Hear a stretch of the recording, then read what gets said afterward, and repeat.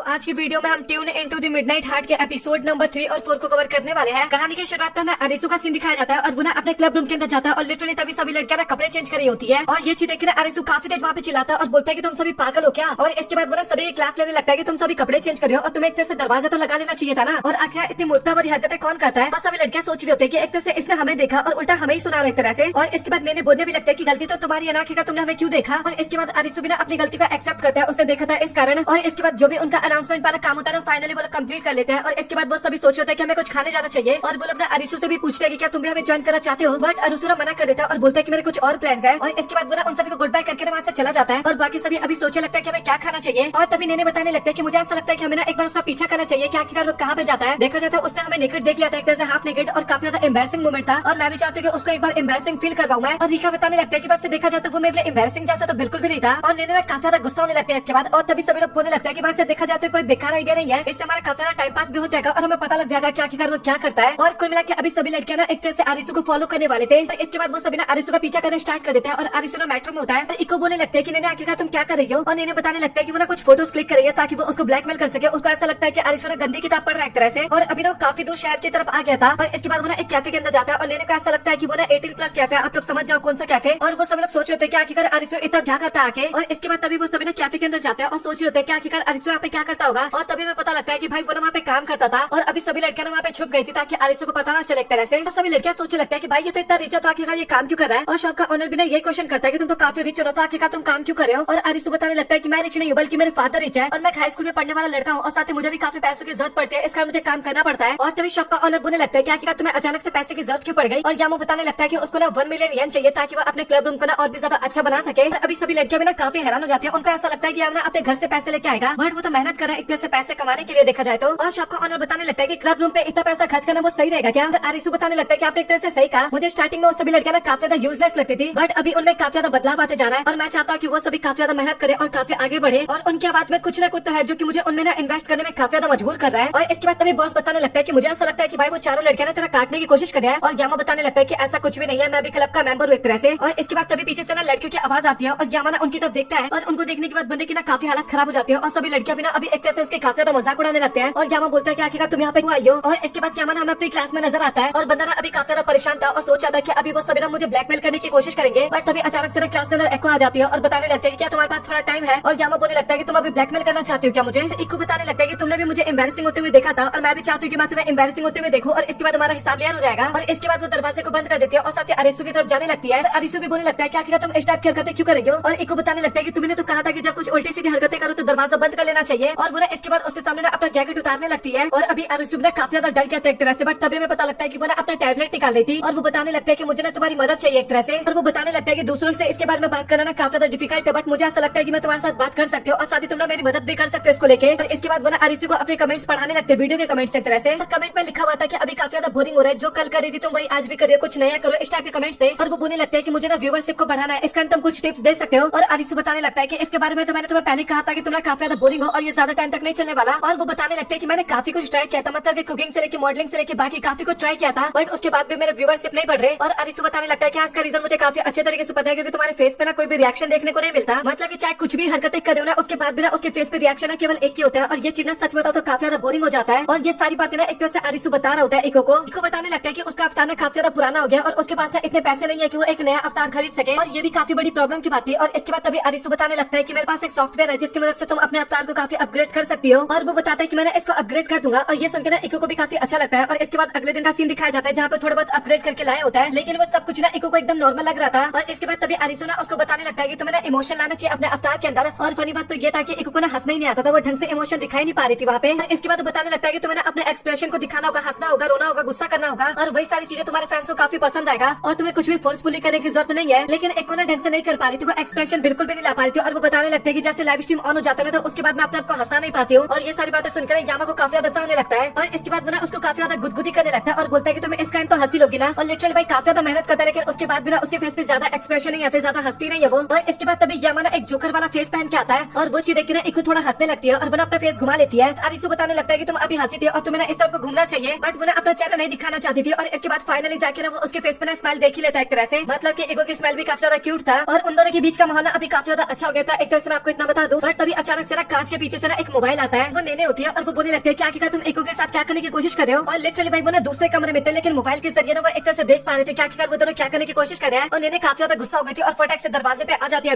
अभी आरिसु भी सोचने लगता है कि भाई मैं इसको किस तरीके से एक्सप्लेन करूंगा, मैं तो फंस भी सकता हूँ। और इसके बाद फाइनली इको ना बाहर निकलती है और नेने को ऐसा लगता है कि शायद उन दोनों के बीच में ना कुछ हुआ है। और लिटरली इसके बाद इको ना एक्सप्लेन करने की कोशिश करती है क्या हुआ था, और वो लिटरली काफी गलत तरीके से एक्सप्लेन करती है। और वो सारी बातें सुनकर नेने को लगता है कि भाई अभी काफी जबरदस्ती वाला काम होता है यहाँ पे। और लिटरली अभी तो नेने और भी काफी ज्यादा गुस्सा हो गई थी और इसके बाद वो आरिसु के ऊपर काफी ज्यादा चढ़ने लगती है। और आरिसु भी सोचने लगता है कि मुझे ना इसको अच्छी तरीके से समझाना चाहिए सारी बातें। और इसके बाद लिटरली वो सभी लोग ना कुछ ज्यादा ही सबक सिखा देते हैं एक तरह से आरिसु को। और बंदा फिर भी हार नहीं मानता और वो ना उसके बाद भी इको को ना काफी ज्यादा मोटिवेट करता है कि तुम्हें अच्छे तरीके से करना होगा। और इको भी बताते हैं कि मैं पूरी तरीके से स्माइल करने की कोशिश करूंगी। और ये बात सुनकर आरिसु को भी काफी अच्छा लगता है। और इसके बाद फाइनली अगले दिन लाइव स्ट्रीम स्टार्ट होता है। और आज का लाइव स्ट्रीम ना थोड़ा अलग सा था, मतलब कि इको के फेस पे ना हमें रिएक्शन देखने को मिला था, लेकिन उसके फेस देख को पता लग रहा था कि वो ना जबरदस्ती हंसने की कोशिश कर रही है। और ये चीजें ना ऑडियंस को ज्यादा अच्छा नहीं लगता। और इसके बाद तभी आरिसु कमरे में आता है और वो बोलने लगता है कि आखिरकार इतना मेहनत करने का क्या फायदा हुआ जब तुम्हें ढंग से कुछ करना ही नहीं है। और इसके बाद वो ना उसके ऊपर काफी तेज चिल्लाने लगता है और इको भी बताने लगता है कि हाँ मैं कर सकती हूँ, मुझे थोड़ा सा मोटिवेशन की जरूरत है, उसके बाद मैं कर लूंगी। और इसके बाद आरिसु ना अगेन उसको काफी ज्यादा मोटिवेट करने लगता है, मतलब कि मुझे पता है कि तुम काफी अच्छे तरीके से कर सकते हो और तुम्हारी स्माइल सच में काफी कमाल की है। और इको बताने लगता है कि हाँ सर मैं कर सकती हूँ, मुझे भरोसा अपने आप पे। और इसके बाद वो करना स्टार्ट करती है, लेकिन लिटरली भाई उससे बिल्कुल भी नहीं हो पाता। अगेन वो काफी ज्यादा नर्वस होने लगती है। और साथ ही अभी ऑडियंस बात करने लगता है कि केवल थंबनेल अच्छा बनाने से वीडियो अच्छा नहीं होता। अभी लिटरली काफी ज्यादा उसको बैकलैश मिला था एक तरह से देखा जाए तो। और यामा को भी अभी समझ में नहीं आता कि आखिरकार क्या करना चाहिए, मतलब कि एक तरह से इसकी नई शुरुआत है, थोड़ा कठिन तो होता है बट ये कुछ ज्यादा ही कठिन हो रहा है। और इसके पास में कुछ हुआ था जिस कारण ये स्माइल करने पे इतना ज्यादा घबराती है। ये सारी बातें एक तरह से उसके दिमाग में चल रहा था उस टाइम पे। और इसके बाद तभी यामा ना उसके सामने जाता है और एक पोस्टर पे लिखने लगता है कि तुम्हें हंसना चाहिए, बट इको ना उसको इग्नोर करने की कोशिश करती है। और इसके बाद वो ना और भी काफी ज्यादा चीजें दिखाने लगता है जो कि उसने देखा था। इको बिना फेस रिएक्शन की मदद से उससे मदद मांगने लगता है एक तरह से। और यामा बोलने लगता है कि तुम्हें फिक्र करने की जरूरत नहीं है, मैं तुम्हारी मदद करूंगा। और उसके व्यूअरशिप ना इस टाइम पे काफी ज्यादा गिर रहे थे। और इसके बाद तभी आरिसु उसके पास आता है और उसकी लाइव स्ट्रीम को ना बंद कर देता है। और ये चीज देख के ना इको को बिल्कुल भी समझ में नहीं आता कि आखिरकार क्या किया उसने। और आरिसु बताने लगता है कि वैसे भी तो तुम्हारे व्यूअर्स माइनस में जा रहे थे, तो आखिरकार इसका क्या ही फायदा था। और इसके बाद वो उसको बताने लगता है कि सबसे पहले तुम्हें शांत होना चाहिए थोड़ा, मतलब कि तुम्हें काफी ज्यादा पसीना आ रहा था, तुम्हें सबसे पहले अपना जैकेट या फिर बाकी चीजें उतारना चाहिए। और इसके बाद वो ना ऊपर के कपड़े एक तरह से उतारने लगती है। कपड़े उतारने में ना उसको शर्म नहीं आता, लेकिन उसके बाद भी ना आरिसु को काफी गाली बके जा रही थी। और आरिसु बताता है कि मुझे ऐसा लगता है कि तुम थोड़ा नखरा दिखाओगी। और वो बोलने लगते हैं कि आखिरकार मुझे क्या करना चाहिए। और यामा बताने लगता है कि हर वक्त ना सीरियस नहीं रहना चाहिए। और मुझे बिल्कुल भी नहीं लगता कि तुम यूट्यूब को लेकर सीरियस हो। और इको बताने लगता है कि तुम्हें क्या पता कि आखिरकार मैं कितना सीरियस हूँ यूट्यूब को लेके। और अभी मैं पता लगता है कि यामा ना एक तरह से उसको गुस्सा दिलाने की कोशिश कर रहा था और वो ना ऐसा ही काफी ज्यादा पोक करने लगता है उसको। और अभी ना काफी ज्यादा गुस्सा हो जाता है इको और चिल्लाते हुए बोलने लगता है कि तुम पागल हो गया, यूट्यूब को लेकर मैं काफी ज्यादा सीरियस हूँ, तो मैं पहले ही बता देती हूँ। और तुम्हें क्या पता है कि आखिरकार मैं कितना मेहनत करती हूँ, मैं भी एक इंसान हूँ और मेरे से जितना हो पाए मैं उतना ही तो करूंगी ना। और मुझे पता है कि लाइव स्ट्रीम के सामने मैं काफी ज्यादा नर्वस हो जाती हूँ, लेकिन उसके बाद भी मैं काफी कोशिश कर रही हूँ सब कुछ करने का। और यामा बोलने लगता है कि जब तुम्हें इतनी परेशानी होती है तो तुम्हें छोड़ देना चाहिए ना। और इको बताने लगता है कि बट मैं इसको नहीं छोड़ सकती, मतलब कि मुझे काफी पसंद है। और इसके बाद तभी वहाँ पे शियोन और नेने आते हैं और वो बताने लगते हैं कि आखिरकार तुम क्या कर रही हो इको, तुम्हारा लाइव स्ट्रीम बंद नहीं है, मतलब कि वीडियो खाली बंद है और ऑडियो एक तरह से चालू है। और ये सुनकर इको भी काफी ज्यादा हैरान हो जाती है। और साथ ही अभी यामा भी सोचने लगता है कि आखिरकार उन्हें क्या करना चाहिए। और वो बताने लगता है कि मुझे तुम्हारे पर भरोसा है, तुम ये काफी अच्छी तरीके से हैंडल कर सकती हो। और वो ना व्यूअरशिप देखते हैं कि अभी ना काफी ज्यादा बढ़ चुका था एक तरह से। और इसके बाद इको भी ना काफी प्यार से स्माइल करते हुए ना वहाँ पे बात करने लगते हैं। और लिटरली वो चीजें ना अभी लोग काफी पसंद आता है, उसका अवतार काफी अच्छे तरीके से बात करा था और ये चीजें काफी अच्छा लगता है ऑडियंस को कुल मिला के। और इको भी बताते हैं कि तो आज का लाइव स्ट्रीम ना हम यहीं पे खत्म करते हैं एक तरह से। और इसके बाद हमें यामा बाथरूम में दिखाया जाता है और वो सोच रहा है कि भाई काफी ज्यादा परेशानी में आ गए थे, लेकिन उसके बाद भी मैंने सब कुछ हैंडल कर लिया। और इसके बाद तभी उसके पास ना इको का अवतार का वीडियो कॉल आता है एक तरह से। और वो बोलने लगता है कि आखिर तुम कहाँ पे हो। और यामा बताता है कि वो वॉशरूम में है। और इको बताने लगता है कि तुम्हारा बहुत बहुत शुक्रिया, तुमने इतनी मदद की इसलिए। और यामा बताने लगता है कि तुम्हें धन्यवाद करने की जरूरत नहीं है, मतलब कि मैंने तो तुम्हें प्रॉब्लम में डाला था ना। और इको बताने लगता है कि तुम सच बताना, तुमने जानबूझ के वीडियो को बंद किया था और साथ ही ऑडियो बंद नहीं किया था ना। और गुस्सा दिलाने की भी कोशिश तुम जानबूझ के कर रहे थे ना। और आरिसु बताने लगता है कि नहीं मुझे ऐसा कुछ भी याद नहीं आ रहा। और इको बताने लगता है कि सच बताओ तो काफी ज्यादा डिफिकल्ट है, बट मुझे धीरे धीरे इसकी आदत हो जाएगी, रिएक्शन देने वाले आदत को भी मैं धीरे धीरे अडेप्ट कर लूंगी। और इसके बाद यामा उसको काफी ज्यादा मोटिवेट करने लगता है, काफी ज्यादा भाषण देने लगता है। और वो सारी बातें सुनकर अचानक से शांति हो जाती है। और यामा बोलने लगता है कि आखिर तुम्हें क्या हुआ। और सामने से कोई भी रिप्लाई नहीं आता और बंदा काफी देर चिल्लाने लगता है। और तभी वो पता लगता है कि लिटरली इको ना ब्लश कर रही होती है उस टाइम पे, काफी ज्यादा कुल मिलाकर शर्मा गई थी, इस कारण बंदे कुछ नहीं बोल रही थी।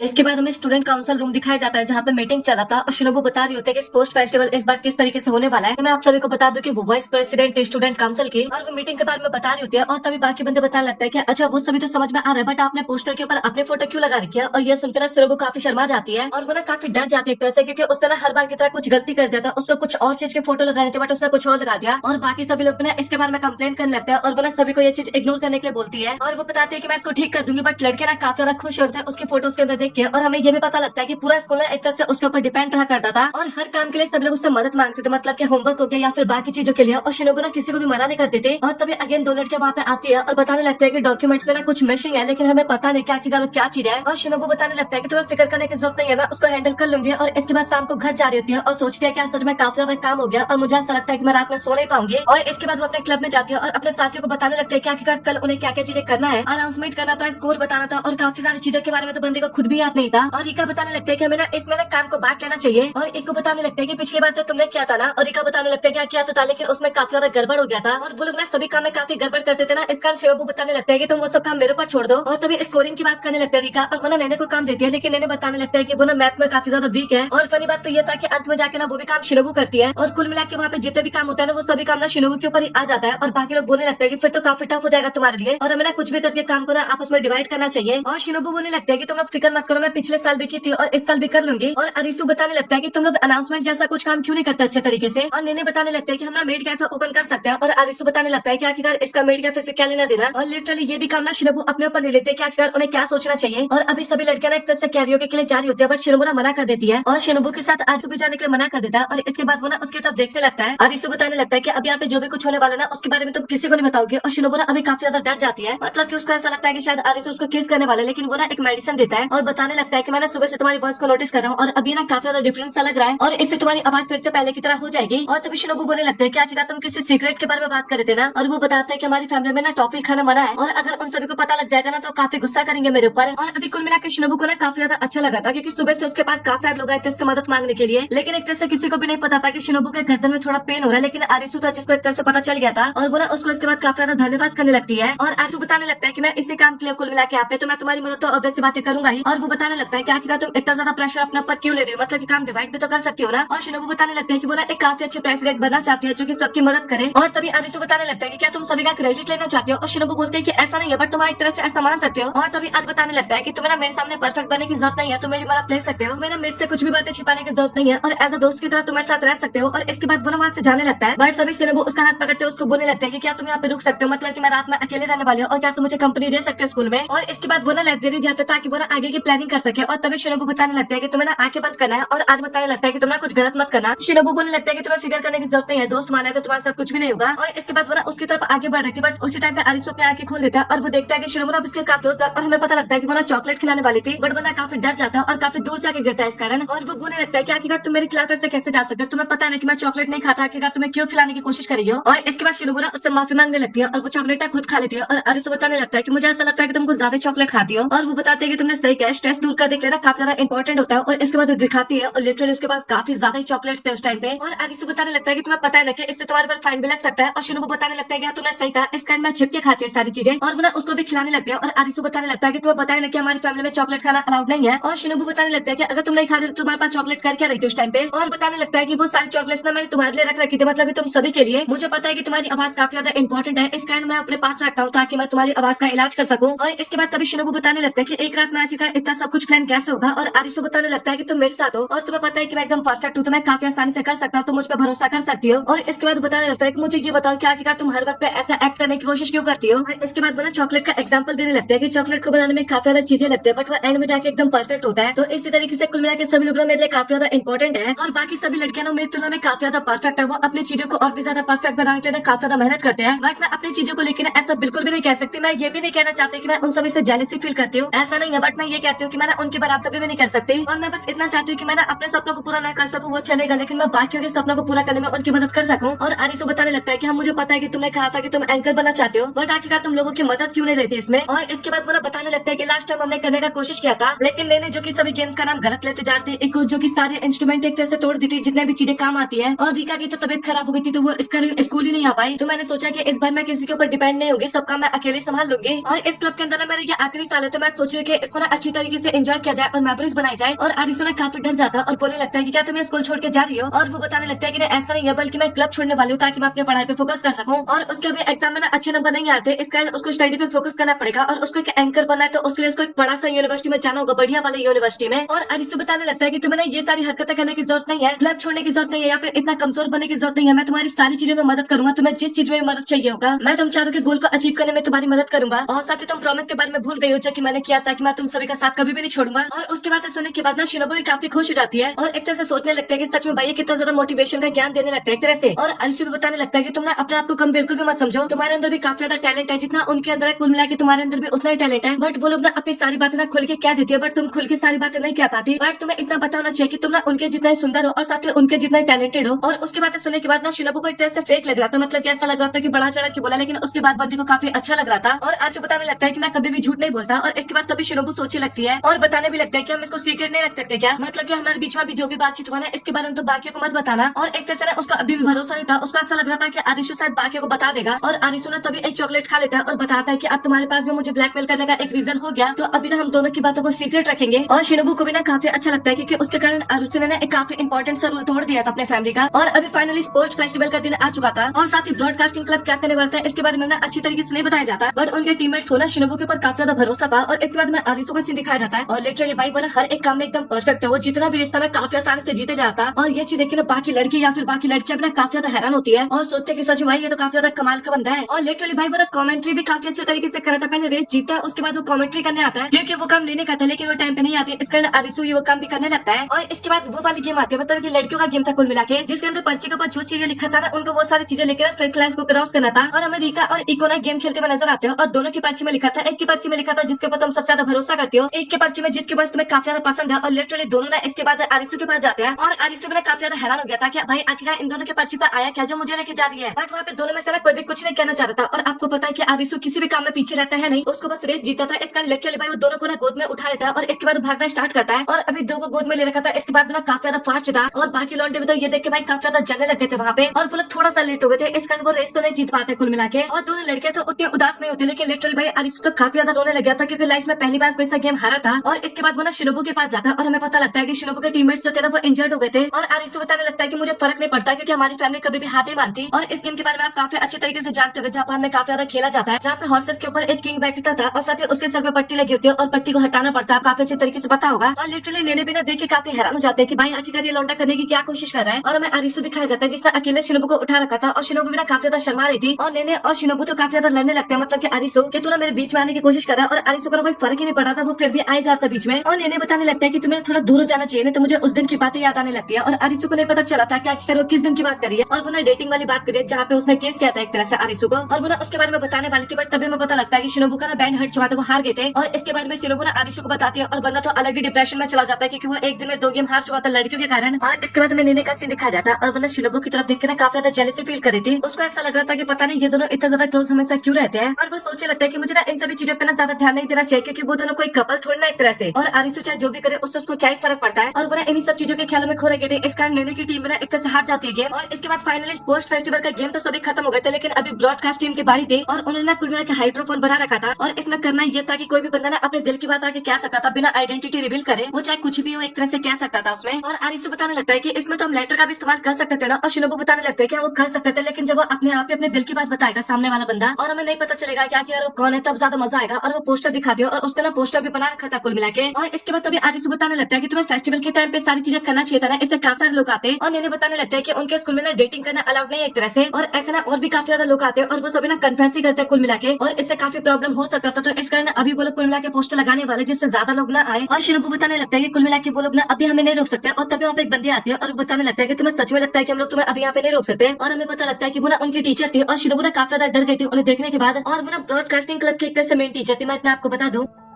और इसी के साथ ही एपिसोड आपको देखा, तब आप लोग कमेंट सेक्शन में बताओ कि आप लोगों को आज का एपिसोड कैसा लगा। वीडियो पसंद है वीडियो को लाइक कर देना, चैनल को सब्सक्राइब कर देना। मिलता है आप लोगों से अगली वीडियो में, तब तक के लिए गुड बाय।